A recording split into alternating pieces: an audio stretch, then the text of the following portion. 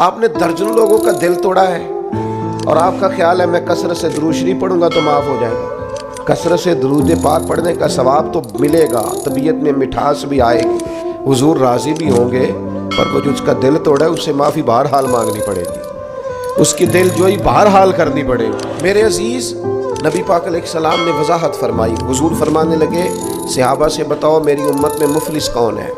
یا رسول اللہ صلی اللہ علیہ وسلم جس کے پاس پیسے نہ ہو وہ غریب ہے، مفلس ہے۔ تو حضور نے فرمایا میری امت میں تو مفلس وہ آدمی ہے جو قیامت کے دن پہاڑ کے برابر نیکیاں لے کے آئے گا، نماز، روزہ، حج، زکوٰۃ، صدقات، لیکن کریم فرماتے ہیں کسی کا اس نے دل توڑا ہوگا، کسی کو گالی دی ہوگی، کسی کو برا کہا ہوگا، نتیجہ یہ نکلے گا کہ اللہ تعالیٰ وہ ساری نیکیاں ان لوگوں کو دے دے گا جن کو تکلیفیں دیتا رہا، پھر بھی اس کے ذمے حقوق بچیں گے۔ تو اب جن کو تکلیف دی تھی ان کی گناہ اس کے ذمے ڈال کے پہاڑ کے برابر نیکیاں لے کے آنے والا آدمی بھی دوزخ میں چلا جائے گا۔